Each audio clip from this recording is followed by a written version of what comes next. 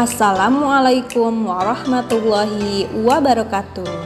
Halo semua ibu dan bapak guru hebat. Salam Merdeka Belajar. Semoga ibu dan bapak guru dalam keadaan sehat dan dapat terus belajar bersama-sama. Perkenalkan, nama saya Pipit Ramdaniawati SPD. Saya mengajar di SDN 237 Kopo Elok, Kota Bandung.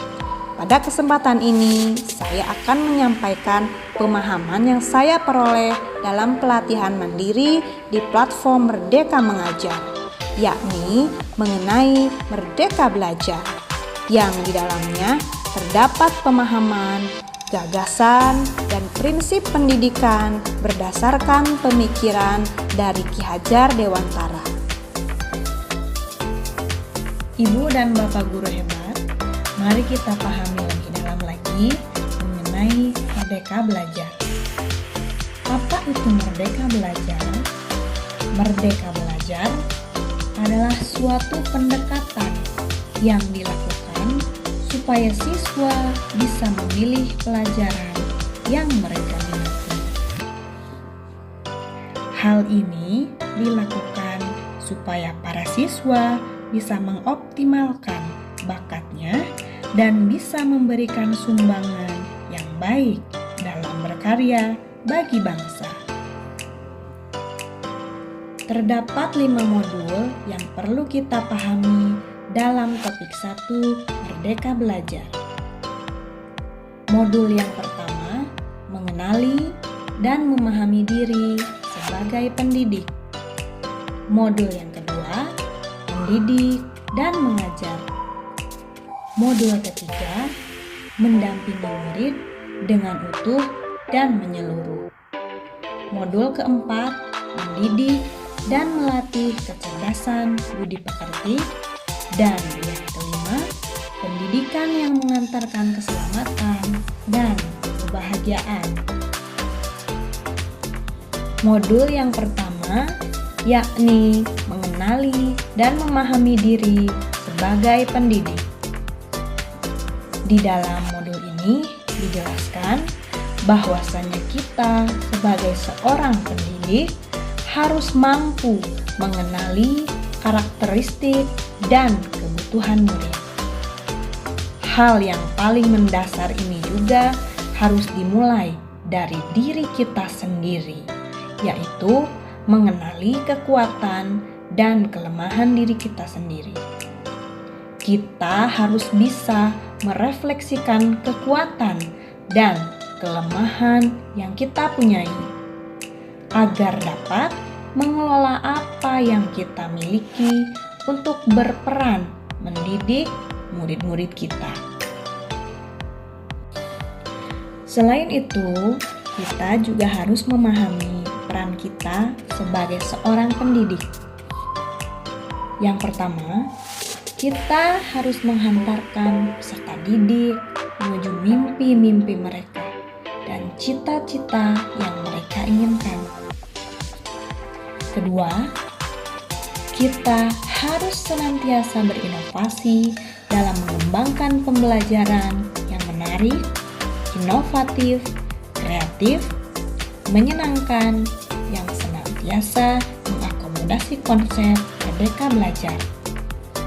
Sebagai seorang guru, saya memiliki keinginan untuk menjadi guru yang mandiri, yakni yang selalu memiliki rasa percaya diri yang tinggi dan yakin pada dirinya bahwasannya kita mempunyai potensi yang luar biasa yang tidak dimiliki oleh sembarangan orang. Reflektif, yang mau melihat dirinya sendiri dan mau melakukan introspeksi diri terhadap apa yang telah dilakukannya. Kolaboratif, yang senantiasa bekerja sama bahu-membahu untuk mencapai suatu tujuan, khususnya dalam hal pengajaran dan pembelajaran. Inovatif, yakni senantiasa berkreativitas dan berinovasi dalam pembelajaran yang senantiasa disesuaikan dengan kebutuhan belajar putra-putrinya. Berpihak pada murid, yakni selalu memberikan kesempatan untuk murid-muridnya dalam mengemukakan pendapat, memberikan kebebasan membangun sendiri pengetahuannya, dan senantiasa memberikan kebebasan untuk memahami pembelajaran sesuai dengan caranya. Berdasarkan pemahaman-pemahaman tadi, dapat disimpulkan bahwasanya kita sebagai pendidik harus bisa merefleksikan peran kita sebagai pendidik, baik itu untuk murid-murid di sekolah maupun masa depan bangsa, agar kita mampu melakukan refleksi, mengenali diri, dan memahami peran sebagai pendidik yang senantiasa berdasarkan pemikiran dari Ki Hajar Dewantara. Modul kedua, mendidik dan mengajar. Mendidik menyeluruh. Sekolah dan pendidikan merupakan bekal untuk murid kita mengisi masa depannya. Guru harus mampu mewujudkan dan mengembangkan 3 aspek yang ada dalam diri mereka. Aspek yang pertama, daya cipta kognitif. Aspek ini berkaitan dengan kekuatan pikiran untuk merancang ataupun membuat sesuatu. Aspek kedua, daya rasa afektif, yang berkaitan dengan kekuatan hati manusia untuk menanggapi sesuatu. Dan aspek yang ketiga, daya karsa konatif, yang berkaitan dengan semangat atau dorongan dalam diri manusia untuk berbuat sesuatu. Ketiga aspek tersebut dapat memberikan pendidikan menyeluruh untuk menjadi manusia seutuhnya. Pendidikan selama 1 abad. Kita sebagai pendidik harus dapat menghayati pemikiran Ki Hajar Dewantara mengenai pendidikan yang humanis, yang terbukti masih relevan bahkan hingga masa kini, dan akan mampu mengantarkan murid-murid kita untuk siap mengisi zamannya kelak. Hal-hal yang dapat dilakukan oleh pendidik, yang pertama, mewariskan nilai dan budaya masyarakat yang relevan dengan masa kini. Kedua, mengembangkan sesuatu yang dibutuhkan saat ini dan masa depan. Ketiga, menilai dan memilih sesuatu yang relevan atau kontekstual sebagai kontrol sosial. Menjadi manusia secara utuh.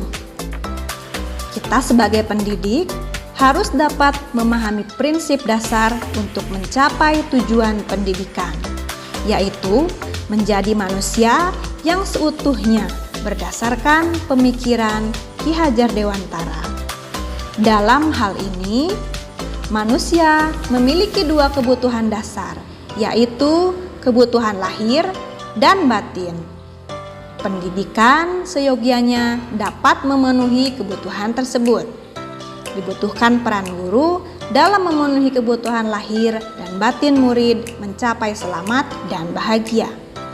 Dengan demikian, memandang murid sebagai manusia secara utuh harus menjadi dasar kita sebagai pendidik dalam mendampingi murid dan menentukan tujuan belajar, merencanakan pembelajaran sesuai dengan kebutuhan murid, baik itu lahir maupun batin, yang akan membantu murid-murid kita dalam mengembangkan kekuatan lahir dan batin mereka.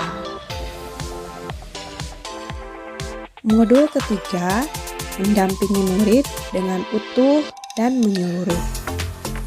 Setiap individu itu unik dan berbeda, dan zaman selalu bergerak dinamis.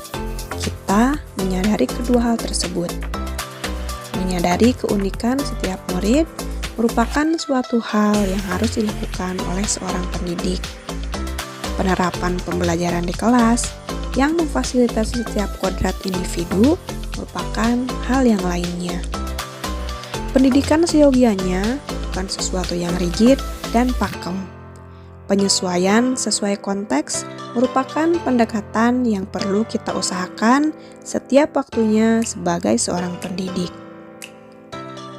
Apakah cara mengajar kita sudah disesuaikan dengan keadaan saat ini? Kodrat keadaan merupakan bagian yang tak terpisahkan dari dasar pendidikan murid. Kodrat keadaan terdiri dari dua hal, yaitu yang pertama, kodrat alam, merupakan bagian dasar pendidikan murid yang berkaitan dengan sifat dan bentuk lingkungan di mana mereka berada. Seorang anak yang dilahirkan dengan kodrat alam perkotaan, maka ia akan menjadi bagian dari alam masyarakat di lingkungan perkotaan. Oleh karena itu, pendidik sebaiknya dapat menuntun murid untuk menemukan konteks pembelajaran yang relevan terhadap dirinya dan juga lingkungan di mana mereka berada.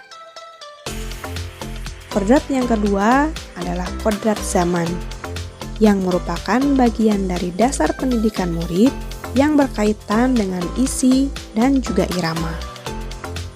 Ki Hajar Dewantara mengungkapkan, dalam melakukan pembaharuan yang terpadu, hendaknya selalu diingat bahwa segala kepentingan anak-anak didik, baik mengenai hidup pribadinya maupun kemasyarakatannya, jangan sampai meninggalkan segala kepentingan yang berhubungan dengan kodrat keadaan, baik alam maupun zaman. Sementara itu, segala bentuk isi dan juga irama merupakan cara untuk mewujudkan hidup dan penghidupannya. Hendaknya kita sebagai pendidik harus senantiasa menyesuaikan dengan dasar-dasar dan juga asas kehidupan kebangsaan yang bernilai dan tidak bertentangan dengan sifat-sifat kemanusiaan. Seorang pendidik diharapkan dapat senantiasa menerapkan pembelajaran bermakna bagi murid-muridnya. Hal yang dapat dilakukan yaitu dengan menerapkan asas trikon dalam setiap pembelajaran. Continue, pengembangan yang berkesinambungan yang dilakukan dengan cara terus-menerus dengan perencanaan yang baik. Kemauan belajar, rasa ingin tahu, dan motivasi internal dalam diri murid perlu untuk distimulasi, sehingga akan melahirkan murid yang memiliki kemampuan pengaturan kegiatan belajarnya sendiri, yang akan menjadi bekal sebagai seorang pembelajar sepanjang hayat. Konvergen, bersama bangsa lain, mengusahakan terbinanya karakter dunia sebagai kesatuan kebudayaan sedunia tanpa mengorbankan nilai identitas bangsa masing-masing. Pengembangan dalam hal ini dapat mengambil dari berbagai sumber di luar, bahkan dari praktik pendidikan di luar negeri, seperti yang dilakukan Ki Hajar Dewantara ketika mempelajari praktik pendidikan dunia. Dalam dunia pendidikan pun, banyak sistem pendidikan yang masuk ke Indonesia. Tidak lantas kita terima mentah-mentah. Kita perlu mengolahnya dan hanya menerima yang sesuai dengan nilai-nilai kebangsaan. Konsentris, bersikap terbuka, tetapi tetap kritis dan selektif terhadap pengaruh kebudayaan di sekitar. Dalam hal ini, Ki Hajar Dewantara menggambarkan manusia sebagai titik kecil yang kemudian bersama dengan yang lain membentuk suatu lingkaran besar, keluarga, dan menjadi lingkaran yang lebih besar lagi atau organisasi.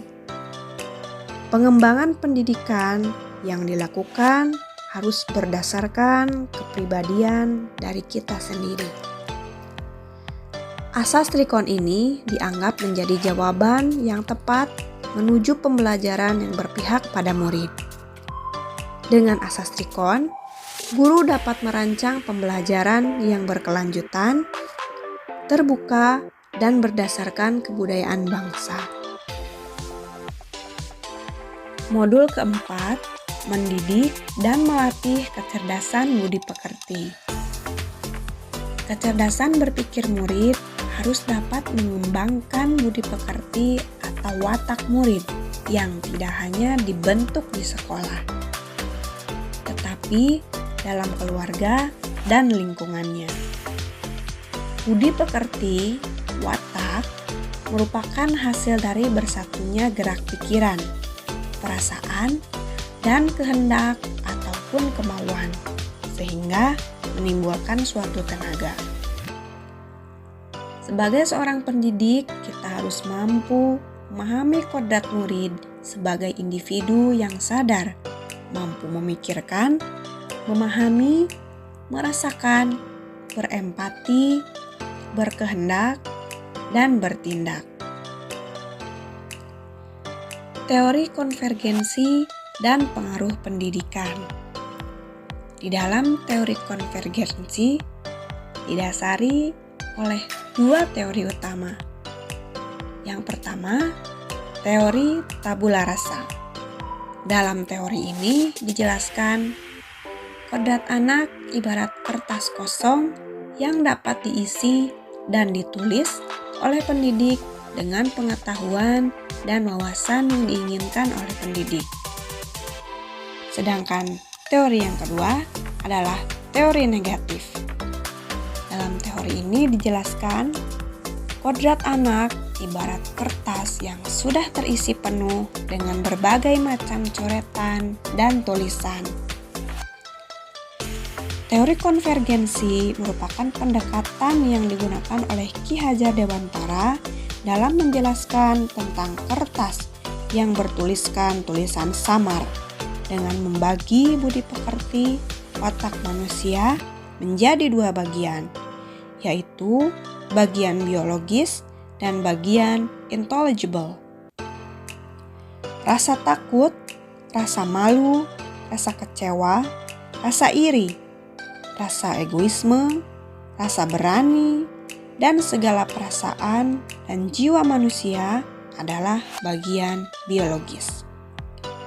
Bagian ini tidak dapat berubah dan menetap pada individu sejak mereka anak-anak hingga dewasa. Sementara kecakapan dan keterampilan pikiran, kemampuan menyerap pengetahuan adalah bagian intelligible yang dapat berubah karena pengaruh keadaan dan juga lingkungan, termasuk salah satunya pengaruh pendidikan. Pendidikan dapat mempengaruhi bagian intelligible dan bagian biologis murid. Sebagai seorang pendidik, kita janganlah berputus asa karena menganggap watak-watak yang biologis tidak dapat dilenyapkan sama sekali. Tetapi, kecerdasan intelligible dapat menutupi tabiat-tabiat perasaan yang tidak baik. Kita sebagai pendidik dapat membantu murid untuk menguasai diri secara tetap dan kuat, sehingga murid akan dapat melenyapkan tabiat-tabiat biologis yang kurang baik itu. Modul kelima, pendidikan yang mengantarkan keselamatan dan kebahagiaan. Selamat dan bahagia. Dalam hal ini, kita sebagai seorang guru harus bisa mewujudkan fungsi pendidikan di mana guru tidak hanya mengajarkan materi pelajaran, tetapi mendorong murid untuk menemukan pemahaman bermakna yang relevan dengan kehidupannya untuk membantu murid mencapai selamat dan bahagia. Sistem AMOM. Dalam hal ini, guru harus memberikan contoh tentang apa baik dan buruk tanpa harus mengambil hak murid agar bisa tumbuh dan berkembang dalam suasana batin yang merdeka sesuai dengan dasarnya. Ki Hajar Dewantara memperkenalkan sistem Among sebagai suatu metode pendidikan yang menekankan pada proses pembelajaran yang dikenal dengan Ing Ngarso Sung Tulodo, Ing Madya Mangun Karso, dan Tutwuri Handayani. Ing Ngarso Sung Tulodo di depan memberikan teladan, di mana guru memahami secara utuh tentang apa yang dapat ia bantu kepada murid-muridnya, menjadi teladan dalam budi pekerti dan tingkah laku. Ing Madya Mangun Karso di tengah membangun kehendak, di mana guru diharapkan mampu membangkitkan semangat, berswakarsa, berkreasi bersama murid-muridnya dengan membuka dialog dengan murid-muridnya, berperan sebagai narasumber dan sebagai penuntun. Tutwuri Handayani di belakang memberikan dorongan, di mana guru tidak sekedar memberi motivasi, tetapi juga memberikan saran dan rekomendasi dari hasil pengamatannya, agar murid mampu mengeksplorasi daya, cipta, rasa, karsa, dan karyanya. Merdeka Belajar Abad 21. Kompetensi abad 21 menjadi kompetensi yang perlu dimiliki murid untuk menghadapi tantangan-tantangan ke depan. Untuk mencapai itu, pendidikan yang memerdekakan murid menjadi salah satu cara. Murid merdeka dalam belajar, menggali keingetahuannya dengan bimbingan guru. Di sini, guru harus mampu memahami bagaimana murid merdeka belajar untuk mencapai kompetensi abad 21. Terima kasih Ibu dan Bapak guru hebat telah menyimak pemaparan mengenai pemahaman Merdeka Belajar. Selanjutnya, mohon kesediaan Bapak dan Ibu untuk mengisi umpan balik pada link di deskripsi video. Sampai jumpa di kesempatan berikutnya dan salam Merdeka Belajar. Wassalamualaikum warahmatullahi wabarakatuh.